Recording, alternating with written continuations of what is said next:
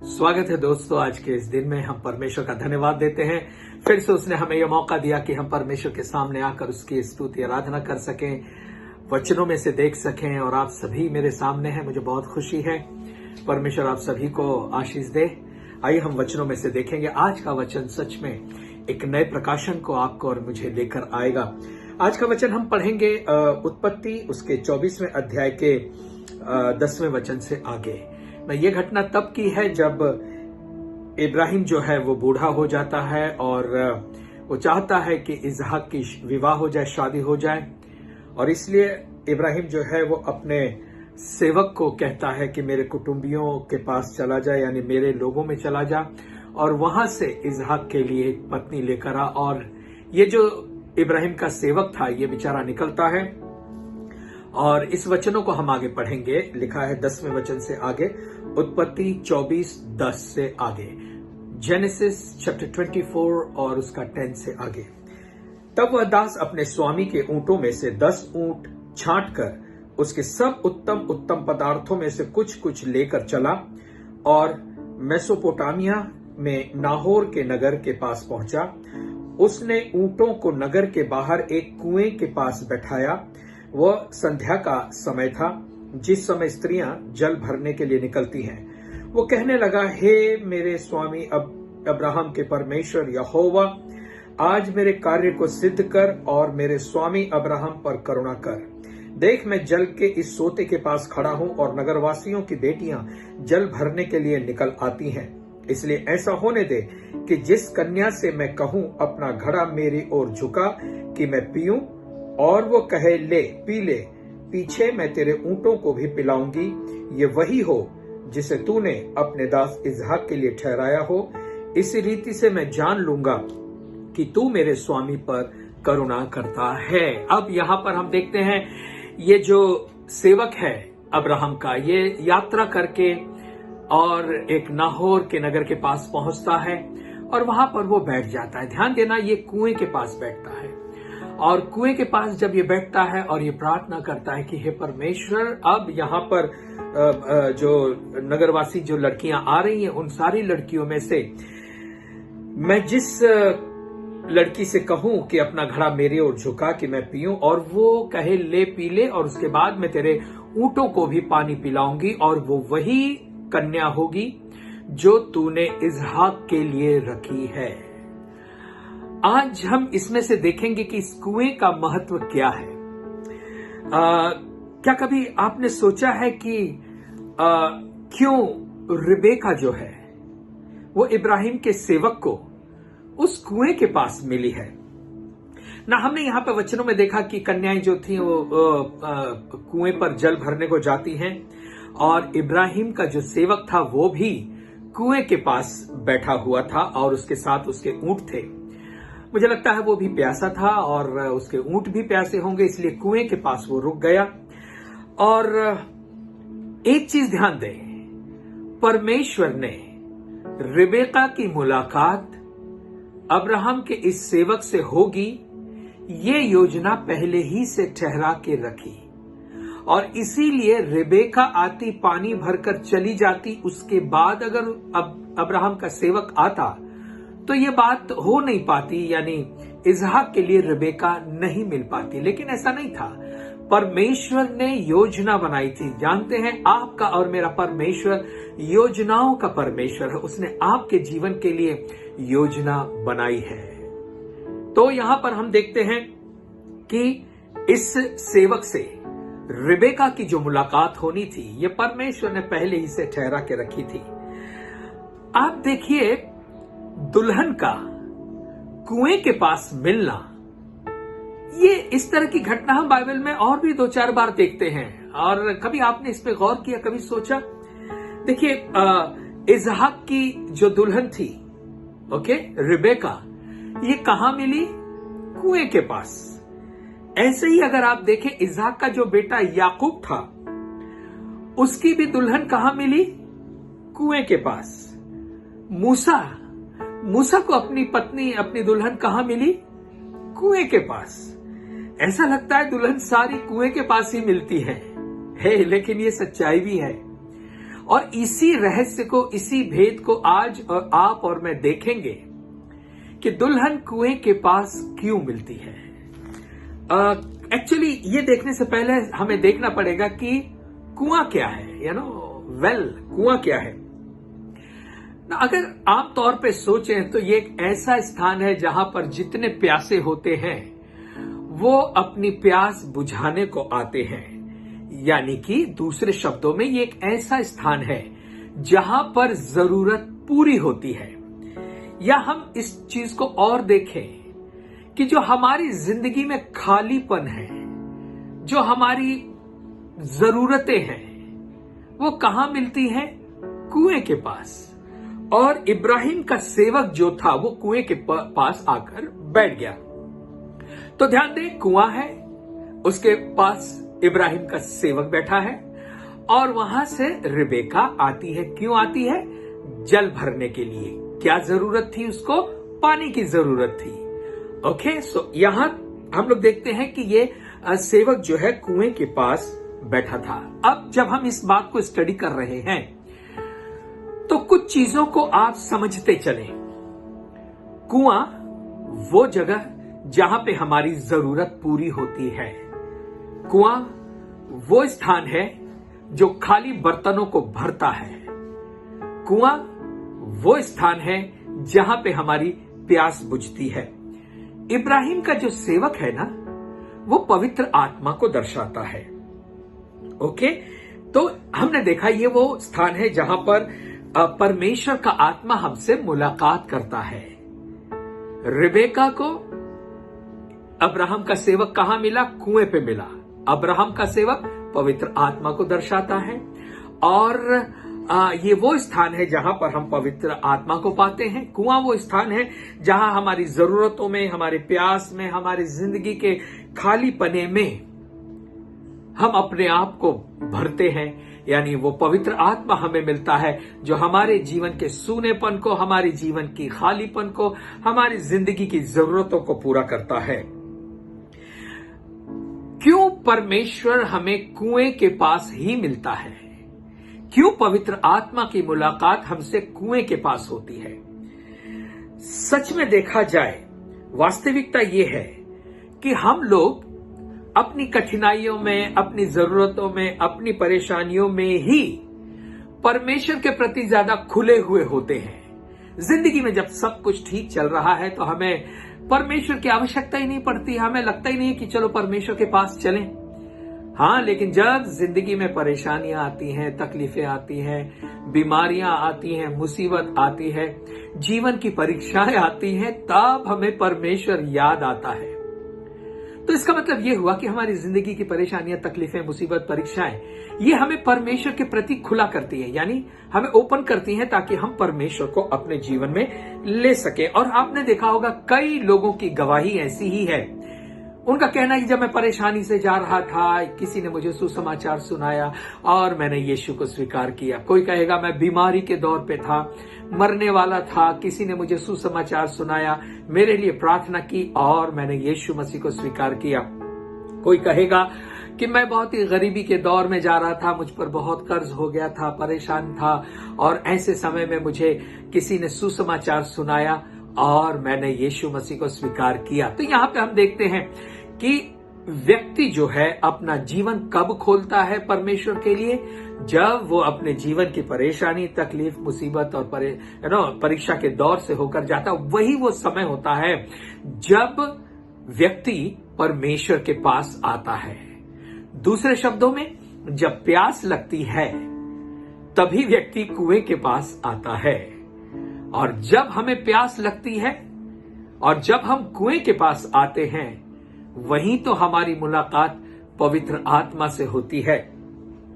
आप देखिए ना, भजन संहिता 120 उसका पहला वचन, साम 120 वर्स 1 क्या कहता है कि जब संकट के समय मैंने यहोवा को पुकारा और उसने मेरी सुन ली।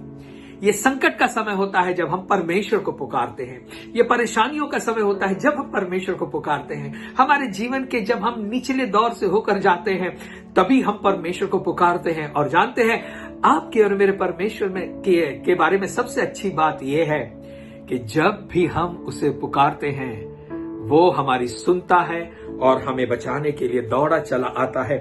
एक और वचन हम लोग देखेंगे, साम 116 यानी भजन संहिता 116 3 और 4 वर्स यानी 3 और 4 पद को हम देखेंगे। साम 116 वर्स 3 एंड 4 ऐसा लिखा है, मृत्यु की रस्सियां मेरे चारों ओर थीं, मैं अधलोक की सकेती में पड़ा था, मुझे संकट में शोक भोगना पड़ा। तब मैंने यहोवा से प्रार्थना की, हे यहोवा विनती सुनकर मेरे प्राण को बचा ले। और 5वां वचन कहता है, यहोवा अनुग्रहकारी और धर्मी है और वो हमारा परमेश्वर दया करने वाला परमेश्वर है। वचन 6 कहता है, यहोवा भोले लोगों की रक्षा करता है, जब मैं बलहीन हो गया था उसने मेरा उद्धार किया। तो जब हम अपने बलहीन दशा में आ जाते हैं, जब हम कमजोर होते हैं, दुर्बल हो जाते हैं और जब हमें लगता है कि अब जिंदगी में हम कुछ नहीं कर सकते, ऐसे समय में जब हम परमेश्वर के पास आते हैं तो वो हमें बल देता है, हमारा उद्धार करता है, हमें बचाता है। तो ये हमारा परमेश्वर है जो हमारी जरूरतों में हमारी सहायता और मदद करने के लिए दौड़ा चला आता है। देखिए, जिंदगी में जरूरतों का होना या खालीपन का होना कोई बुरी बात नहीं है, बिल्कुल बुरी बात नहीं है। हर एक व्यक्ति की अपनी अपनी जरूरतें हैं, उसकी अपनी अपनी अलग अलग प्रकार की प्यास है। हर एक व्यक्ति के जीवन में, हृदय में कहीं तो एक खालीपन है जो पाया जाता है। और आप जानते हैं, ऐसे ही दौर में परमेश्वर हमसे मिलता है, ऐसे ही दौर में पवित्र आत्मा हमें मिलता है। और जब हम कुएं के पास आते हैं तो पवित्र आत्मा वहां हमें मिलता है। तो एक चीज ध्यान दें, हमारे जीवन का खालीपन, हमारी जिंदगी की प्यास, हमारी जरूरतें जब हमारे जीवन में आती हैं और जब हम परमेश्वर को खोजने उस कुएं के पास आते हैं, कुआं यानी मैंने आपको बताया जो प्यास बुझाता है, जो जरूरतों को पूरा करता है, जो कमजोरी में पानी पीने के बाद ताकत आती है, ये वो स्थान है। और जब हम कुएं के पास आते हैं, वो स्थान हमारे लिए एक पवित्र स्थान बन जाता है। वो स्थान जो है हमारे जीवन को बदलने का स्थान बन जाता है। एक चीज ध्यान दें, आपके जीवन में जो खालीपन है या प्यास है वो जीवन में एक ही बार आएगी ऐसा नहीं है, परंतु ये हर समय हमारे जीवन में एक के बाद आती है। तो क्या जरूरी है, हमें उस कुएं के पास रहना है, हमें उस परमेश्वर के पवित्र स्थान में रहना है, हमें हर समय वहां पर परमेश्वर से, उसकी पवित्र आत्मा से मुलाकात करते रहना बहुत जरूरी है। इसीलिए अपने जीवन की जरूरतों के समय को, कठिनाई के समय को, परीक्षा के समय को, कमी घटी के समय को, जीवन की प्यास के समय को कभी भी तुच्छ नहीं जाने, क्योंकि यही वो जीवन का एक ऐसा मोड़ होता है जो आपको आपके सृष्टिकर्ता परमेश्वर से मिलाता है। प्यास नहीं होगी तो कोई कुएं के पास नहीं आएगा। प्यास है इसलिए कुएं के पास आते हैं। जीवन के उतार चढ़ाव हैं, परीक्षाएं हैं, जरूरत है, इसीलिए तो हम परमेश्वर के पास आते हैं और उसे पुकारते हैं। तो ये चीजें जो जीवन की है, जरूरतें हैं, परेशानी, चिंता है, इन्हें आप कम तुच्छ नहीं जाने। इनका आना बहुत अच्छा है, क्योंकि ये चीजें आपको उस समय तो भारी पड़ती हैं, यानी उस समय बड़ी कठिन जान पड़ती हैं, लेकिन यही बातें आगे चलकर आपको अनंत काल का आनंद देती हैं, अनंत काल के लिए परमेश्वर की उपस्थिति में आपको ले आती हैं, अनंत काल के लिए आपके जीवन को बदलती हैं। और इसीलिए एक चीज ध्यान दें, अपने प्रयत्नों से अपने प्यास बुझाने की या अपने जीवन के खालीपन को दूर करने की कोशिश नहीं करें। मैं आपको एक ऐसे व्यक्ति से मिलाना चाहूंगा बाइबल में से, जिसने अपने जीवन के खालीपन को, अपनी जरूरतों को अपनी सामर्थ्य से भरने की कोशिश की और अंत में उसके हाथ कुछ नहीं लगा। लेकिन जब उसे कोई मिला, कुएं के पास कोई मिला और उसका जीवन बदल गया। हाँ, ये कोई और नहीं, मैं बात कर रहा हूं सामरी स्त्री की। सामरी स्त्री, यहां भी हम एक कुआं देखते हैं और यहां पर हम कुएं के पास प्रभु यीशु मसीह को बैठा हुआ देखते हैं। और ये सामरी स्त्री जो है वो अपना घड़ा लेकर जल भरने को आई, अपने खालीपन को लेकर पानी भरने आई। उसका घड़ा खाली था, उसका जीवन खाली था और वो जो है पानी लेने के लिए आती है। और तब यीशु मसीह जो है उस स्त्री से वार्तालाप शुरू करते हैं और सबसे पहले कहते हैं कि तू मुझे पानी पिला। और ये घटना हम पाते हैं यूहन्ना उसके 4 अध्याय में, आप सभी पढ़ लें। तो यूहन्ना के 4 अध्याय में जब यीशु मसीह उस सामरी स्त्री से कहते हैं कि मुझे पानी पिला, तो इस स्त्री को जो है वो आश्चर्य होता है। आश्चर्य होता है कैसा कि भाई यहूदी होकर सामरी से स्त्री से पानी मांगता है, क्योंकि उस समय यहूदी लोग सामरी लोगों से कोई किसी भी प्रकार का व्यवहार नहीं करते थे। और जब ये यीशु मसीह उससे कहता है कि मुझे पानी पिला, तो ये अपने मन की बात को यीशु मसीह को बोलकर बताती है कि तू यहूदी होकर मुझ सामरी स्त्री से पानी मांगता है। तो यहां पर प्रभु यीशु मसीह उससे कहते हैं कि यदि तू परमेश्वर के वरदान को जानती और ये भी जानती कि कौन है जो तुझसे कहता है मुझे पानी मिला, तो तू उससे मांगती। अब यहां पर यीशु मसीह बता रहे हैं कि तेरी प्यास बुझाना केवल कुएं का ही काम नहीं है, या कुआं ही तेरी प्यास नहीं बुझाएगा। ये मैं हूं जो तेरे जीवन की जो असली प्यास है, जो उद्धार की प्यास है, पाप में फंसी हुई है, अंधकार में फंसी हुई है, जीवन के खाली पने में फंसी हुई है, इससे अगर तुझे कोई बचाएगा, इससे कोई तुझे छुड़ाएगा, वो केवल मैं हूं। और अगर तू मुझे पहचान लेती तो तू मुझसे मांगती और मैं तुझे जीवन का जल देता। और हम लोग यहां पर देखते हैं इस कहानी में, और आगे जब हम बढ़ते हैं तो यीशु मसीह उससे कहते हैं कि जा अपने पति को बुला ला। और इस स्त्री ने कहा कि मैं बिना पति की हूं। और यीशु ने उससे कहा बराबर तू ठीक कहती है कि मैं बिना पति की हूं, क्योंकि तू कितने पति कर चुकी है? बाइबल बताती है 5 पति कर चुकी है, और 6वां जिसके साथ तू रह रही है वो तेरा पति नहीं है। और इस तरह से जब प्रभु यीशु मसीह उससे बात करते हैं, उस स्त्री के मन में कुछ होता है और वो जानती है कि अरे मेरे जीवन की जो असली समस्या है, मेरे जीवन की जो निराशा है, मेरे जीवन की जो परेशानी है, मेरे जीवन का जो अकेलापन है, इसे कैसे पता चला? इसे कैसे पता चला? आप जानते हैं यीशु मसीह सब बातों को जानता है। आपके और हमारे हृदय की सारी बातों को प्रभु यीशु मसीह जानता है। और यहां पर यीशु मसीह ने उसके हृदय की जरूरत को बोलकर बताया। और ये स्त्री जो थी वो कहने लगी तू कुछ और नहीं लेकिन तू भविष्यद्वक्ता है। और तब उसका जीवन बदल गया। हम आगे देखते हैं कि वो अपना घड़ा छोड़कर, यीशु मसीह कुएं के पास हैं और वो अपना घड़ा छोड़कर और वो भागी भागी नगर में चली जाती है और सबको बताती है कि देखो आओ और मिलो, क्योंकि मुझे भविष्यद्वक्ता मिल गया है। वो ऐसा मिल गया है जिसने मेरी जिंदगी की सारी बातें मुझे बोलकर बता दी। अब एक चीज ध्यान दें इस स्त्री के बारे में, ये खाली घड़ा लेकर आई थी, लेकिन जाते समय ये अपना घड़ा वहीं छोड़कर चली जाती है। क्यों? क्योंकि अब उसको उसके जीवन की समस्या का असली समाधान मिल गया। घर से निकली थी ये सोचकर कि मेरी प्यास की समस्या का समाधान ये घड़ा, इसमें जो मैं पानी भरूंगी वो कर सकता है। अपनी तरीके से उसने अपनी समस्या का समाधान करने का प्रयत्न किया।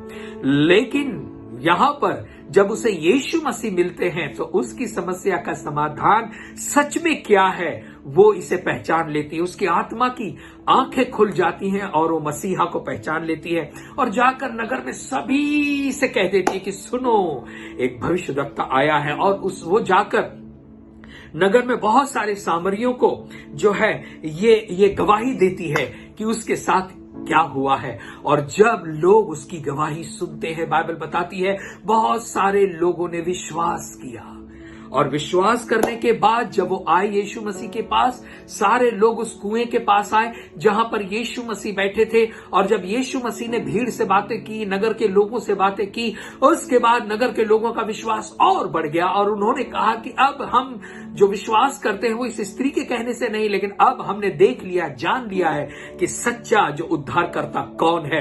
और वहां पर कई लोगों ने यीशु मसीह को स्वीकार किया। क्या हुआ? जब लोगों ने यीशु मसीह को स्वीकार किया, वे परमेश्वर की संतान हो गए। दूसरे शब्दों में, वो मसीह की दुल्हन हो गए। सामरी नगर के लोग, इस स्त्री के साथ मिलकर सारे लोग जिन्होंने मसीह पर विश्वास किया है, वो मसीह की दुल्हन है, वो मसीह की कलीसिया है। यहां पर यीशु मसीह की दुल्हन कहां मिली? सामरी नगर की जो दुल्हन थी, जो कलीसिया थी, वो इसी कुएं के पास मिली। तो अब आपने जान लिया, कुआं वो स्थान है जहां पर दुल्हन मिलती है। यीशु मसीह की दुल्हन हम यूहन्ना में यहां पर देखते हैं, जो सामरी नगर की दुल्हन थी वो यहां मिली। इसहाक की दुल्हन कुएं के पास मिली। याकूब की दुल्हन कुएं के पास मिली। मूसा की पत्नी सिप्पोरा वो कहां मिली? कुएं के पास मिली। यीशु मसीह की सामरी नगर नामक दुल्हन कहां मिली? इस कुएं के पास मिली। तो जब भी हम अपनी जीवन की परेशानियों को और अपनी प्यास को बुझाने के लिए, अपनी जरूरतों को पूरा करने के लिए परमेश्वर के कुएं के पास आते हैं, क्योंकि ये परमेश्वर ही है जो हमारी समस्याओं का समाधान कर सकता है, हमारे जीवन में हमारी प्यास को बुझा सकता है, हमारे अकेलेपन को बुझा सकता है। जब हम इस कुएं के पास आते हैं, यीशु मसीह पर विश्वास करने के द्वारा आप और मैं, उसकी कलीसिया जो है, वो उसकी दुल्हन बन जाते हैं। और इसीलिए कुएं के पास आना जो है, ये एक पवित्र कार्य है। अपने जीवन को, अपनी समस्याओं को लेकर प्रभु के पास आना एक अच्छा कार्य है, क्योंकि वो स्थान जहां पर हम अपनी समस्याओं को लेकर प्रभु के पास आते हैं और जब गिड़गिड़ाकर उससे प्रार्थना करते हैं, वो स्थान, वो समय पवित्र स्थान बन जाता है, जब हमारी मुलाकात हमारे उद्धारकर्ता से होती है। जीवन के जल को हम वहां पर पाते हैं, अनंत काल के उद्धार को हम वहां पर पाते हैं। और इसीलिए प्यारो, जब भी आप और मैं अपने जीवन की जरूरतों में पड़ते हैं, उसे कम नहीं समझे, कुएं के पास आ जाए, क्योंकि कुआं वो स्थान है जो हमारी प्यास को बुझाता है, हमारे जीवन को जो है वो एक नया कर देता है अनंत काल तक। यीशु मसीह ने कहा ना, जो मुझ पर विश्वास करने वाले हैं उनके अंदर से जीवन के जल के सोते फूट निकलेंगे। इसका मतलब हम जब परमेश्वर की उपस्थिति में आएंगे, परमेश्वर हमारे साथ निवास करेगा, हमारा दूल्हा हमेशा हमारे साथ होगा और हमारी जरूरतों का पूरा होना अपने आप होता चला जाएगा, क्योंकि वो जो कुआं है परमेश्वर हमारे अंदर लेकर आएगा, अनंत काल के लिए उमड़ने वाला सोता बन जाएगा, ऐसा वचन कहता है। तो आप और मैं परमेश्वर की दुल्हन है, आप और मैं परमेश्वर की कलीसिया है। कुएं के पास आए।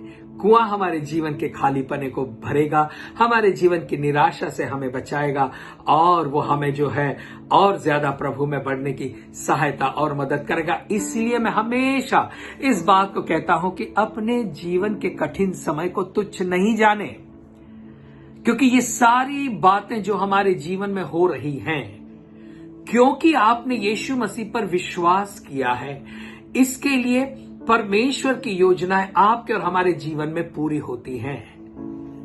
कई बार लोग एक सवाल पूछते हैं कि अगर परमेश्वर की योजना हमारे जीवन से है तो हमें क्यों प्रार्थना करनी चाहिए, क्योंकि आखिर में होने वाला तो वही है जो परमेश्वर की योजना में है।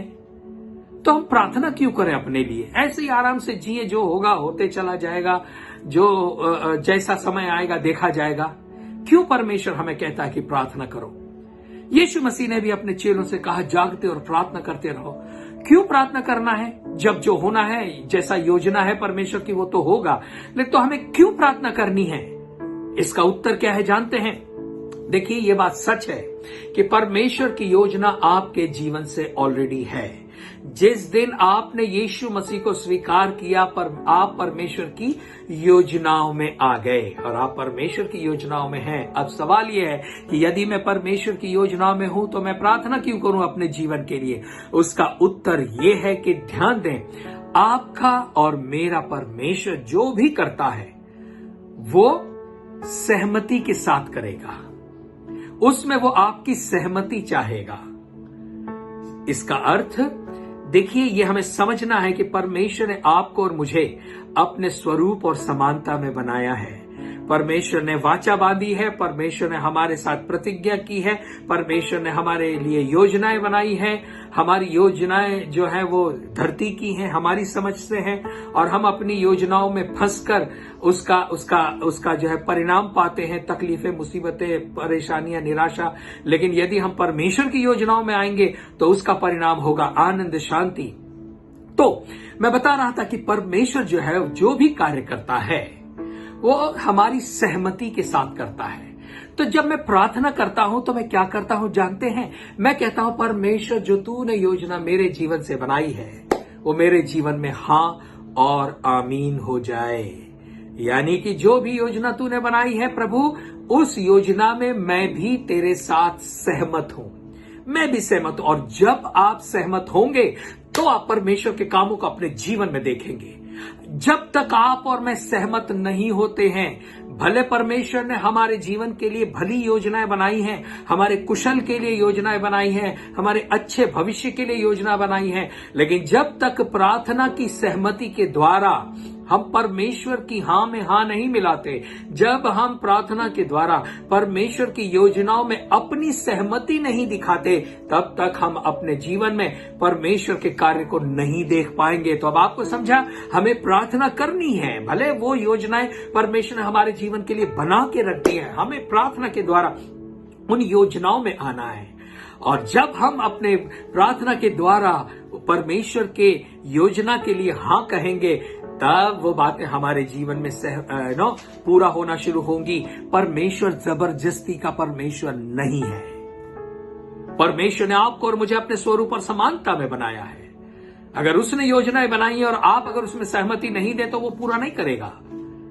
जब हम और आप सहमति देते हैं, हमारे जीवन में परमेश्वर की योजनाएं पूरी होती हैं। तो यदि आप जीवन के प्यास से होकर जा रहे हैं, यदि आप जीवन की निराशा से होकर जा रहे हैं, यदि परेशानी से होकर जा रहे हैं, उस कुएं के पास आए।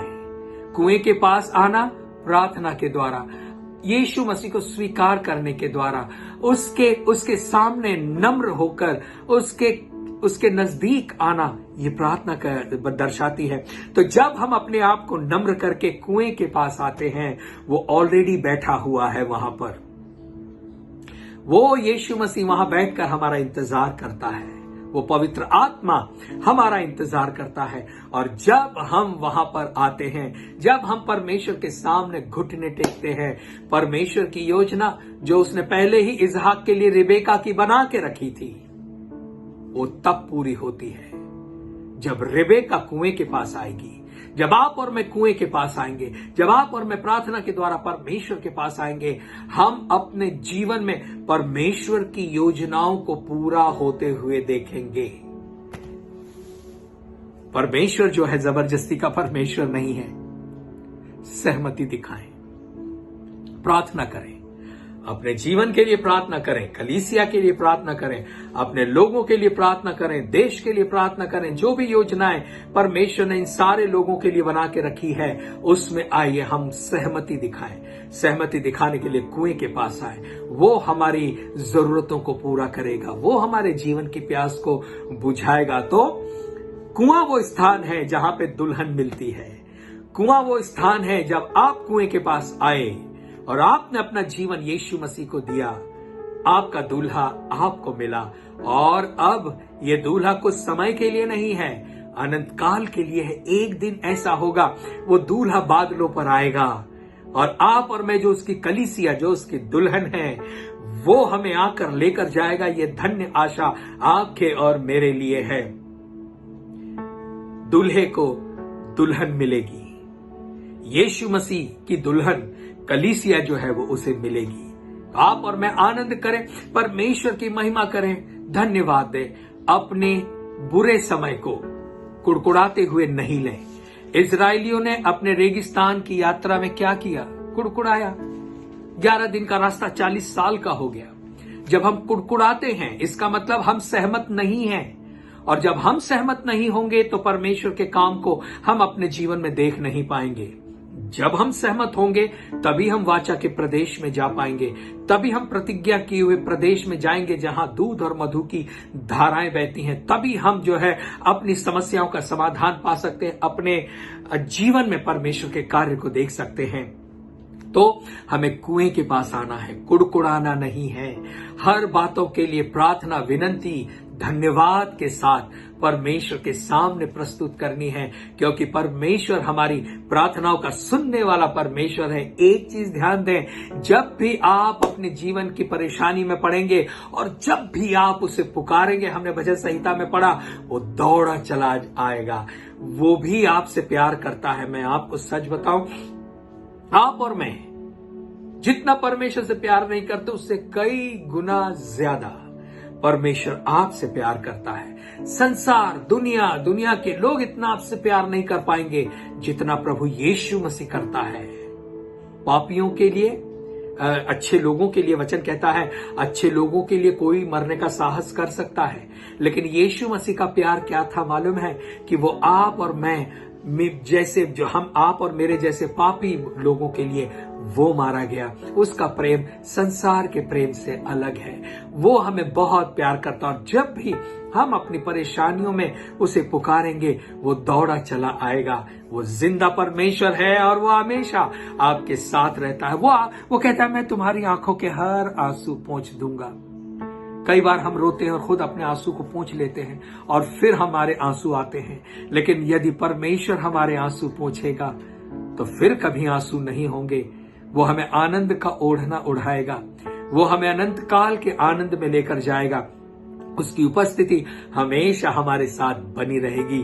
तो प्यारो, जब हम यीशु मसीह को स्वीकार करते हैं, जब उसकी आत्मा का अभिषेक हम पाते हैं, तो वो जो उमड़ने वाला सोता है, वो जल का कुआं हमारे अंदर आ जाता है और हम परमेश्वर की उपस्थिति में आनंद का जीवन जीते हैं। तो प्यारो, कुएं के पास आ जाए, मसीह की दुल्हन बन जाए। होने दे कि वो आपका दूल्हा हो, जो आपकी हर जरूरतों को पूरा करेगा, जो आपकी हर परिस्थिति में आपको संभालेगा। मसीह से प्यार करें, वो जिंदा है और वो आने वाला है। सो परमेश्वर का धन्यवाद देते हैं इस समय के लिए। परमेश्वर ने यह मौका दिया कि आप और मैं वचन को समझ सके कि कुएं के पास क्या मिलता है। कुएं के पास उद्धार मिलता है, कुएं के पास यीशु मिलता है, कुएं के पास हमारा दूल्हा मिलता है। और इसीलिए यीशु की उपस्थिति में आए, अपनी प्यास को अपने तरीके से बुझाने की कोशिश नहीं करें, अपने जीवन की परिस्थितियों से अकेले लड़ने की कोशिश नहीं करें, परमेश्वर को अपने साथ ले लें। और तब जब आप परमेश्वर को अपने साथ लेंगे, आपका कदम जो है वो विजय से विजय की ओर बढ़ता चला जाएगा, आनंद से आनंद की ओर, महिमा से महिमा की ओर, परमेश्वर के विश्वास से विश्वास की ओर और चला जाएगा। और हर दिन आप अपने जीवन में परमेश्वर के महान कार्यों को देखेंगे तो निराश नहीं हो। किसी भी परिस्थिति में परमेश्वर आपसे प्यार करता है। हालेलुया। आइए हम इस समय प्रार्थना करें। सर्वशक्तिमान और जीवित परमेश्वर, आज की सुबह हम अपनी प्यास को लेकर, अपने जीवन के खालीपने को लेकर, अपनी जरूरतों को लेकर हम आपके पास आते हैं, क्योंकि प्रभु यही वो कुआं है जहां पे आप हमसे मुलाकात करेंगे।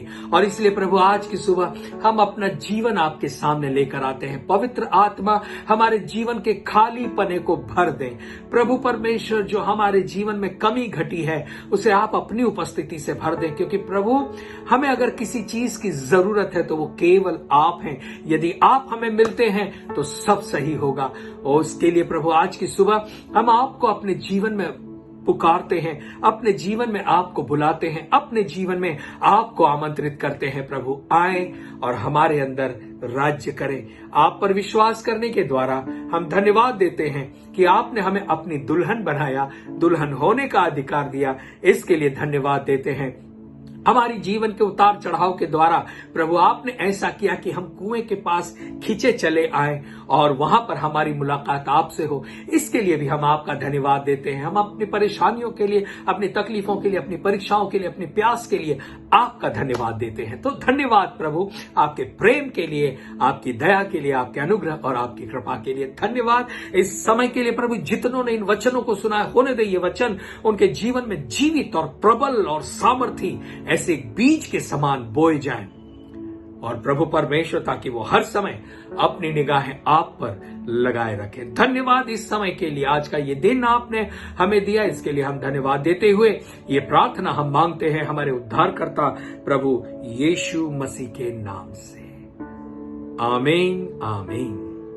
प्यारो, परमेश्वर कहता है, हे प्यासे लोगों मेरे पास आओ और मुझसे पियो। तो हम और आप आनंद पूर्वक उद्धार के सोते से जल भरेंगे। और ये वायदा किया है आइज़ाया चैप्टर 12 वर्स 3 में, यशायाह 12:3 में लिखा है कि तुम आनंद पूर्वक उद्धार के सोते से जल भरोगे। यशायाह 55:1 भी कहता है कि हे सब प्यासे लोगों मेरे पास आओ। हालेलुया। ये वचन पढ़कर हम समाप्त करेंगे। यशायाह आइज़ाया 55 और 1 को हम पढ़ेंगे। आइज़ाया 55:1 लिखा है, अहो सब प्यासे लोगों पानी के पास आओ, कुएं के पास आओ, और जिनके पास रुपया न हो तुम भी आकर मोल लो। उसके लिए कुछ देने की जरूरत नहीं है।